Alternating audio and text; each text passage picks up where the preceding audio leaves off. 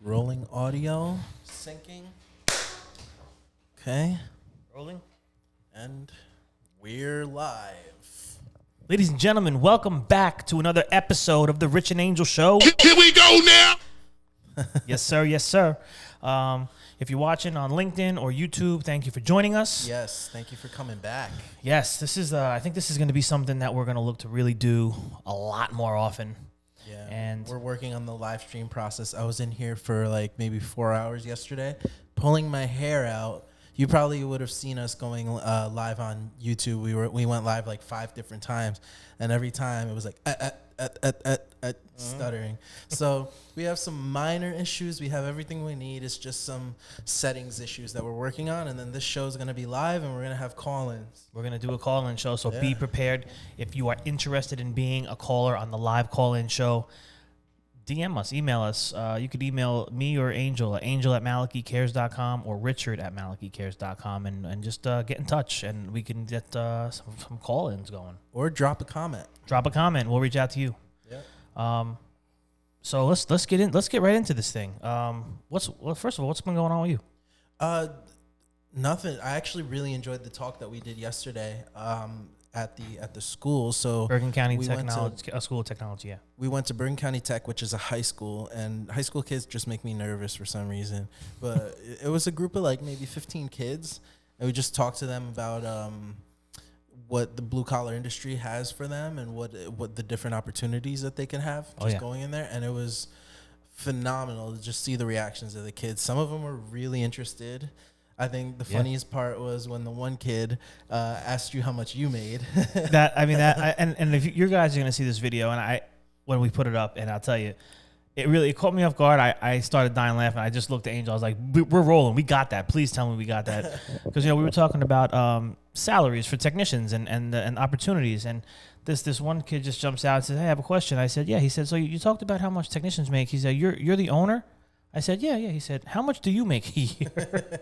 Which is totally understandable. Like, I knew where he was coming. And you know what I was thinking about it. You know what I think his question was? How much is the company really worth altogether? Yeah, I feel like maybe that could have been what he was asking. If we're diving into a 16-year-old kid's mind, right. I mean, think back to when you were 16. It wasn't that long ago for us. Yeah, I mean, like 16 years old, I'm conflating how much you make with what the company's worth. If the company's worth $1 billion, I think you're a billionaire, which isn't true. That's what he was kind of maybe trying to say. Right. How is this guy rich? Right. My name is Rich. That's about where that ends. That's about where that. That's why we get up and come to work every day. Right. That's why you wear your own shirts. Exactly. Oh man. So the industry shifting, changing. Yeah. And in both industries, the media side, the food equipment service side. I have to say, I've been scrolling through LinkedIn and stuff, and on the media side, people are really starting to do some unique stuff. I want to shout out Metro. Like we did film some stuff with them. Yeah. But they've been kind of taking things in their own direction, and they're just doing this cool stuff where like a person will be talking, and then the coolers are in the background, and then a truck just drives and smashes into them, and then they're putting little firecrackers into and just blowing them up. It's really fun. It's really cool. Yeah, that's really what it takes. I think you got to be interesting. I mean, right. I mean, if you guys are sitting here watching us right now and it's boring and mundane, you're gonna tune out. So we got to do something crazy. Yeah.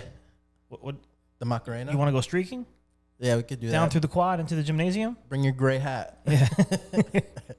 But you gotta have something that's exciting and you're talking about, or having something of value that's really gonna stick to somebody's mind. Yeah, it's so important.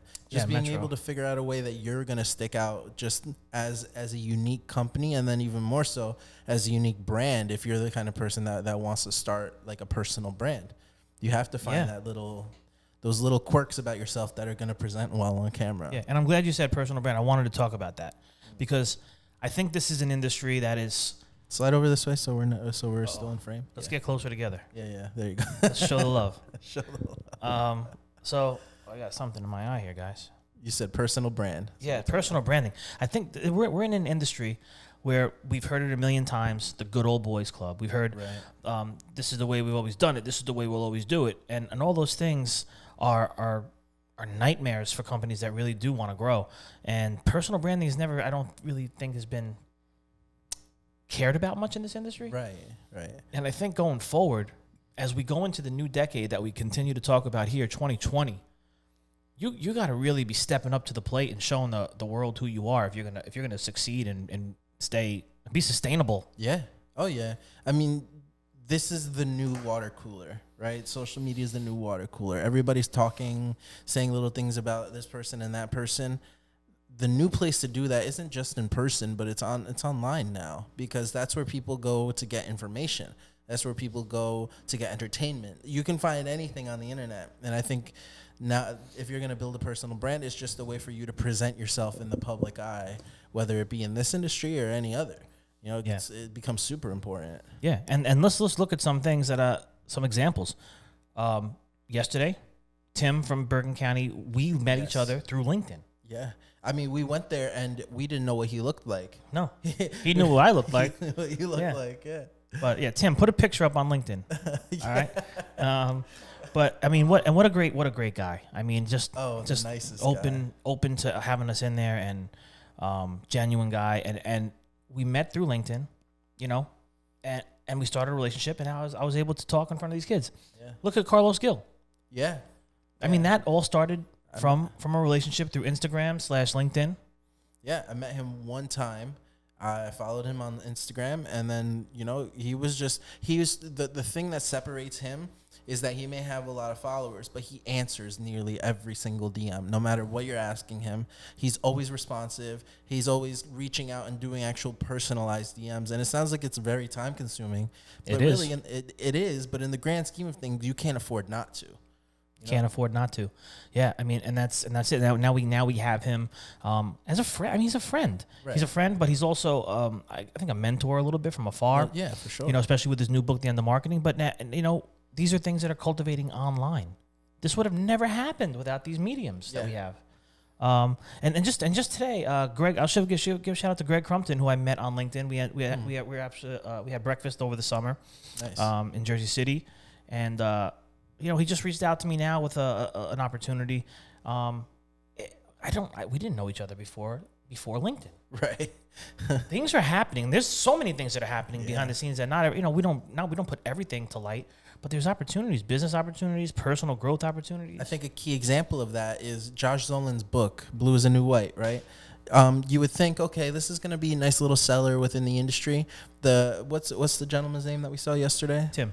Okay, so Tim made that recommended reading for his technical course in Bergen County Tech. Yeah. That's mind-blowing. As an author, if that were me, I would be like baffled that this is mandatory reading for students in high school. Yeah. In a state that's on the other side of the country. Yeah. And Tim knows who Josh was through LinkedIn. Yeah. And he put that Blue is the New White book on the recommended reading list for their students that they need to read these things. This is all happening because of these mediums. And if you're sitting back and you're a wallflower, I mean, maybe that was okay to observe for the first couple years. Right. I'll tell you, when Instagram first came out, I resented it because I was never on it. I was like, everybody thinks they're a photographer now. This is cut to. Yeah, everyone's a professional. It's my profession. Yeah, I mean, I don't think I joined until 2015. Yeah. I was a little late to the game. I really was. I was still a little late to the game because I have that mindset of like social media. I don't want people to know what I'm doing. And you know what it is? It's just about putting yourself out there for not necessarily personal. I mean, you don't have to be posting stuff about your family. Right. Every time you go to the bathroom, Took the illest dump today.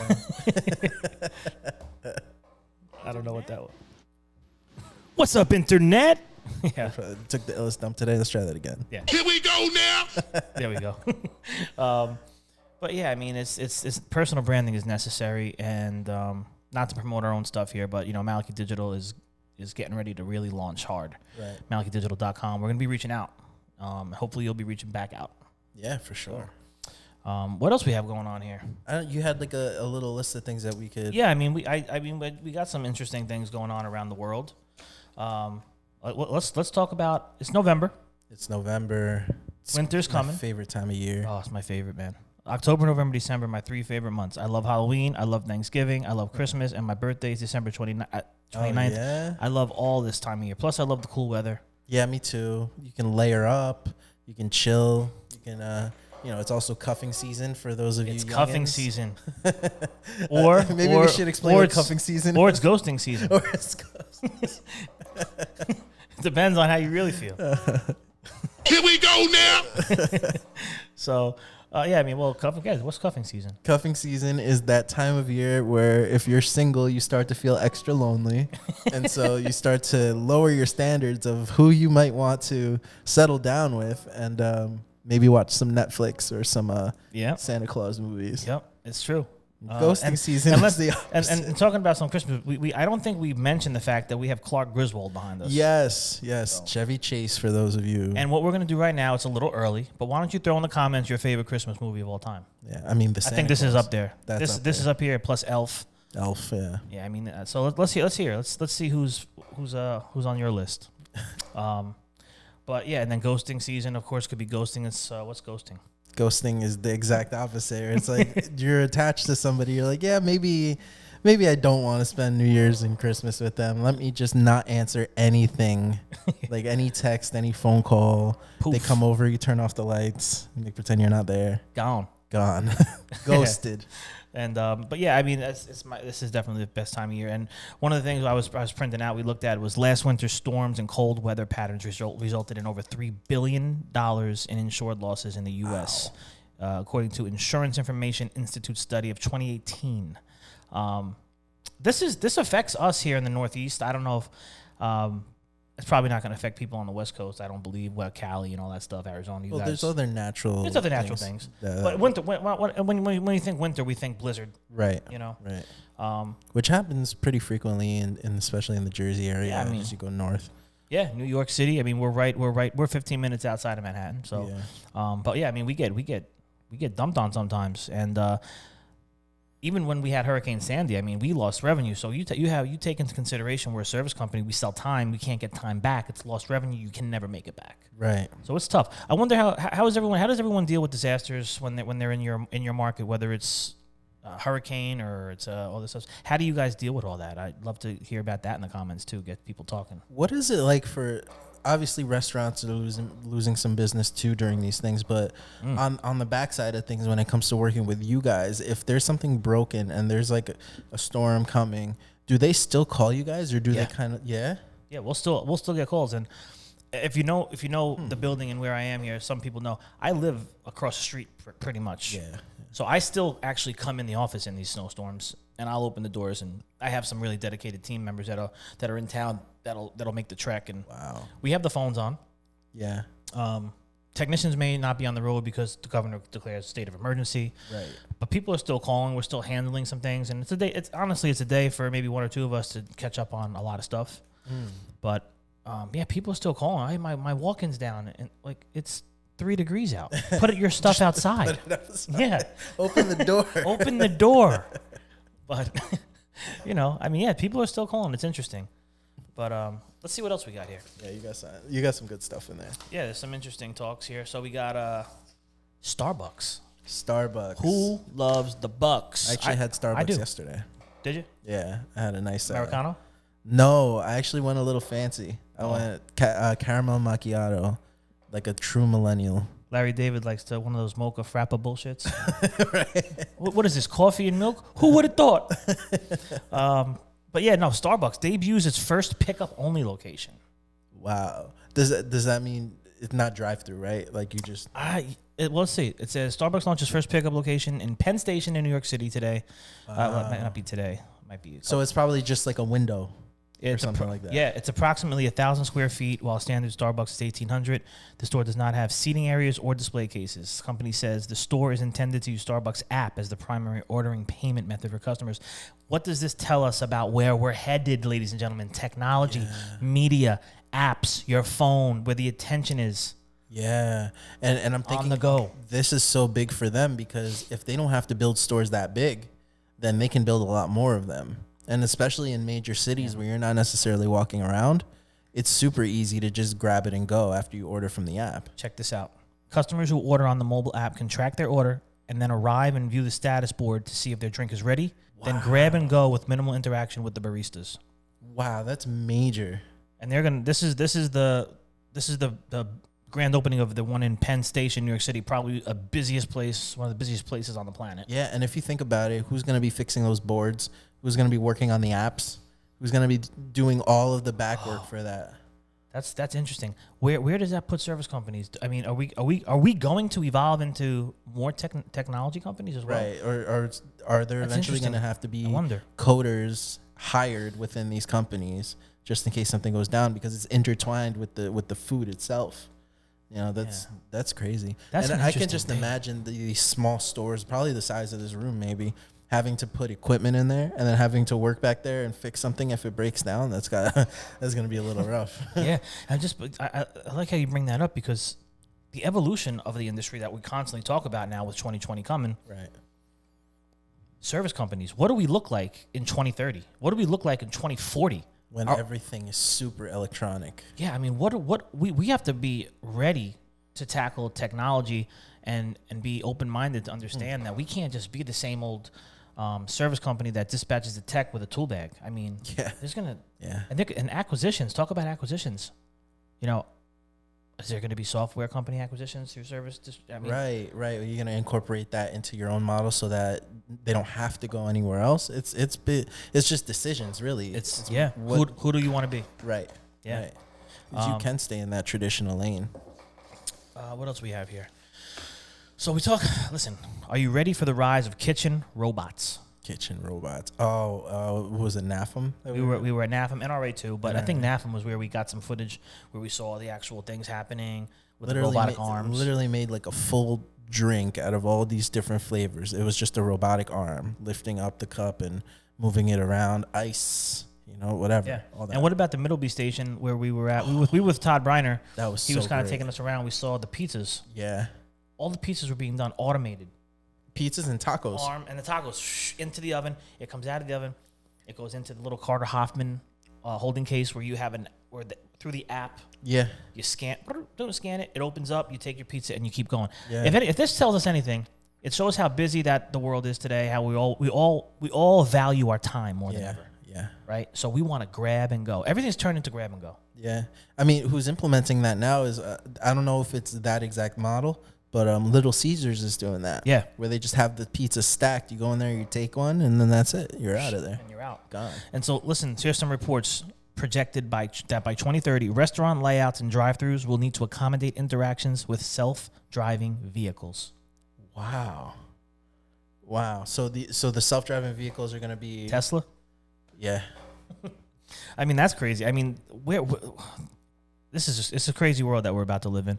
It says back of the house operations will become more fully automated as costs fall and flexible. Reprogrammable robot systems grow more sophisticated.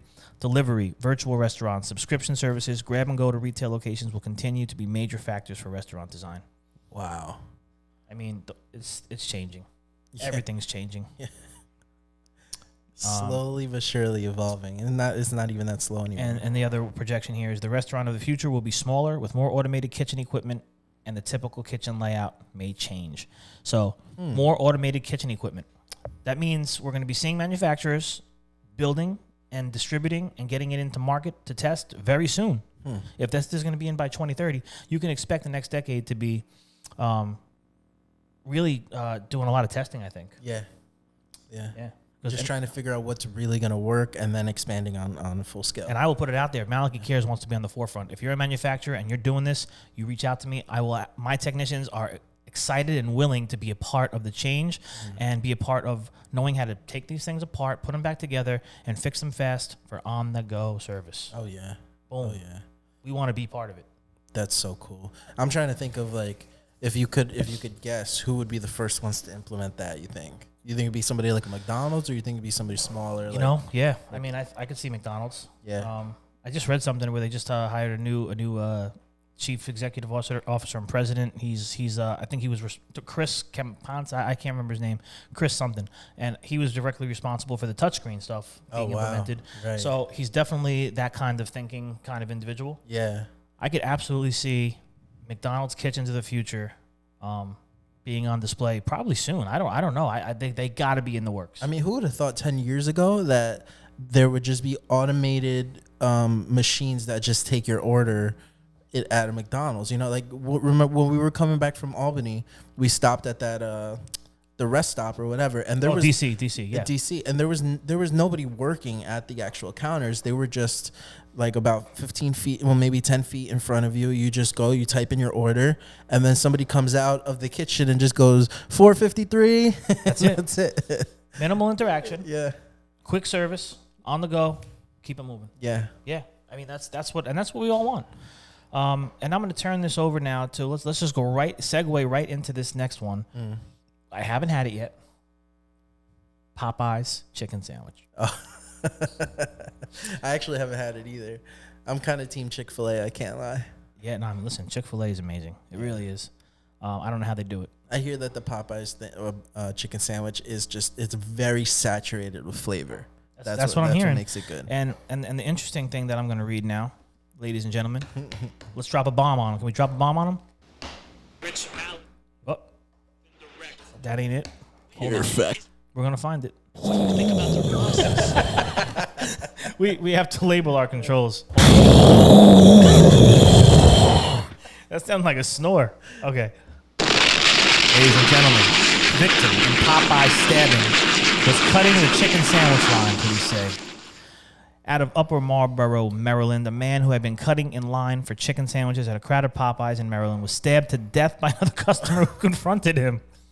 I don't mean to laugh. No, it's not funny. It's not funny. I mean, please, it's terrible. But Prince George's County Police Chief appealed for the public's help in identifying the man who fatally stabbed 28-year-old man after the argument spilled outside the Oxon Hill restaurant Monday evening. It sounds like something out of like a Wayne's Brothers movie. I mean, this is insane. It's a chicken sandwich. It's a chicken sandwich. Yeah. I mean, that just speaks to... I mean, I guess how hype can just expand to the point where people are willing to do anything to get them. Yeah, I mean, and people are asking like, was this a marketing ploy? Because when they launched, I think it was over the summer. Yeah, and then they ran out. They ran out of the sandwich for the last couple months. I don't know how you run out of your main product, which is chicken. I'm pretty sure that was like a marketing ploy. Yeah. These things are selling. Let's take it away and draw some more attention to it. I think so. I think, and I don't think it was a bad marketing ploy. I think it was genius. But it's. I mean, this is crazy. I don't know. The lesson here is don't cut people online. Yeah. You know, just let people go. But we got. You know what? I think we should probably do. You know what? Let's do a top 5 chicken sandwich. Oh. Top 5 chicken sandwich. We haven't done a top 5. No, we haven't. Okay, so my personal top 5 chicken sandwich. It's got to be starting at number 5. The Wendy's Asiago chicken sandwich. Okay, Wendy's. That one is so delicious. 4. We know Popeyes and Chick-fil-A are on the list. Yeah, I've never tried Popeyes though, so I can't put it on the list. Number 4 would probably be the McDonald's chicken sandwich. I just had it. You didn't like it? No. Well, I had the grilled. Oh no, yeah, we're talking fried, right? Grilled, yeah, fried. I don't think I had the fried one. Yeah, it's got to be fried. McDonald's did have like the Southern style chicken sandwich for a while. I remember that. I did have that. That was good. That's number 4 for me. That had the little pickle on it. Yes. Number 3 would have to be like a smash burger chicken sandwich. Okay, I never had that either. Oh, it's so good. I don't get a lot of fast food chicken sandwiches for some reason. I don't know. I just feel like the least I could do is have some chicken if I'm eating fast food. Yeah. I don't know. When I go to fast food, I always, for some reason, I want the burger, but the Wendy's spicy chicken was always one of my top faves. Yeah, I think it's a good, consistent chicken sandwich. Number 2 would have to be, man, I had it in mind too. I'm going to skip that for now. Let's go to number 1, which I think is the Chick-fil-A one. Yeah. Anticlimactic, but. Now listen, it's delicious. Yeah. I think, like, it doesn't taste like fast food. I mean, you got the Chick-fil-A sauce. Yeah, you get those waffle fries. Yeah. It all just goes together. The perfect meal. It is. Oh, did I say Burger King yet? No. Burger King is number 2. Yeah, the original chicken sandwich. Come on, with that classic mayo on it. Love that. Yes, it's so simple: mayo and lettuce. Yes, and it's just I've loved it since I was a kid. Where are we going for lunch? Burger King. We're going to Burger King. We're going to get that. We're going to get that. But we should do a video top 5 chicken sandwiches. Yeah, for sure. Your top 5. What is it? I'm not well versed in this area. No. I'm really not. I don't do enough I don't do enough chicken sandwiches to do it. I mean, Chick-fil-A we had in the airport. Yeah. I mean, that would definitely that's definitely gonna rank up there. That's all it was five? amazing. Chick-fil-A, Chick-fil-A, Chick-fil-A, Have you Chick-fil-A, had the Chick-fil-A. Popeyes or no? No. Ah. Maybe we have to do that too. So we're gonna stay tuned for a top 5 chicken sandwich. If you have any recommendations, Or maybe hit us we'll in the bring in comments. maybe we'll bring in the Popeyes chicken sandwich and the Chick-fil-A chicken And sandwich. do it on the Rich and Angel show. Yeah, and just eat it. Boom. Right here. Stay tuned. Next Rich and Angel show, we are getting chicken sandwiches. We'll critique That's how it's going down. And through that, I'm going to jump into another one. Has anyone heard of BurgerFi? I've never BurgerFi heard of it. is coming on strong. I just followed a bunch of them on Instagram in the Jersey area, and kind of been communicating with them a little bit. But BurgerFi is let's see, they have 110 restaurants domestically and internationally. They were established in 2011, and I don't know. They look good. I mean, when you look at them, Yeah. and they've been coming on strong on media too. I don't know if they're popping up on your thing, but they keep start a franchise. They're looking to franchise this. Let's see. It says here, BurgerFi, when our 100% American Black Angus beef was recognized by the 4th annual Chain Reaction Antibiotic Scorecard with an A rating, one of only 2 brands serving passing grade beef, we moved to the top of the list brands under consideration for this initiative. So it sounds like they have some quality beef. I don't know. We got to check that out too. We got to check out a BurgerFi. There's ones that aren't too far from us. Yeah? I've never There's one in even seen Clark, one. I think, Parsippany. Anyway, there's a couple around. They're opening. So Interesting. I think we did it as Maliki did a couple. We did a couple of startups, I think, on some stuff. Nice. Go check, yeah. I definitely have to try it. Now I want a chicken sandwich. Yeah. So I mean, that's just some fun things that we had to talk about there. Anything? What else is on your mind here as we get ready to close out? You know, I said my piece about where we went yesterday with Bergen County Tech. Yeah. That really kind of stuck with me, you know, and then there's a little part at the end that we're probably going to clickbait it in a video soon, but he literally just gives away a book to a kid. Oh yeah. Josh's book. Sorry, Josh. Yeah. No, But it's he in was good asking. hands. He was asking, you know, where can I get this? How much? All this stuff. I said, you know what? I said, let me give this guy the book, and hopefully he'll do something with it. Cool. Yeah. Should we shout out some sponsors? Oh, for the Fed conference? Yeah. Let's shout out some sponsors for the Fed conference. You want to take it?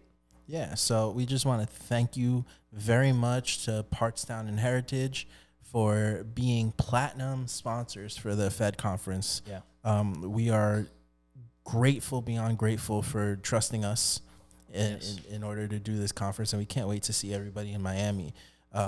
We have a couple other sponsors. Yeah, well, I can get you. We got the gold sponsors. We have the gold sponsors. We have TechTown, and we have Turbo Systems. Yes. So thank you so much again for believing in what we're doing, getting the community together online.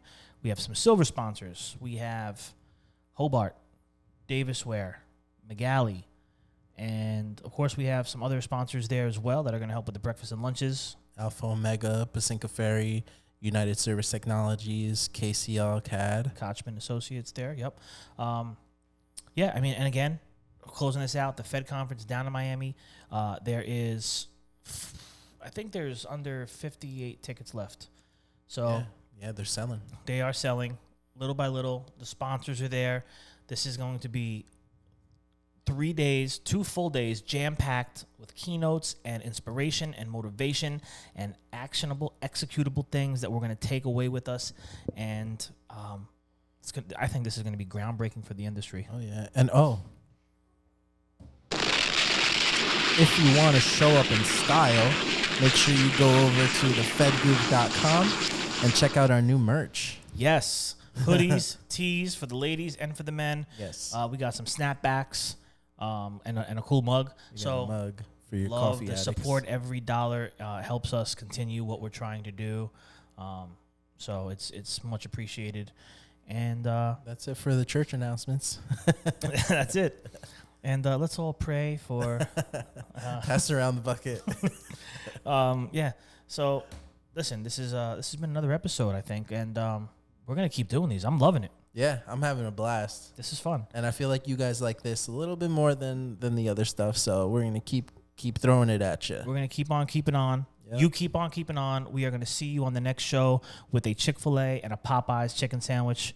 And we're going to sit here and we're going to eat, stuff our face, and give some ratings. Yes. Until next time, America, this is the Rich and Angel Show. Here we go now. What? Here we go now. Get down.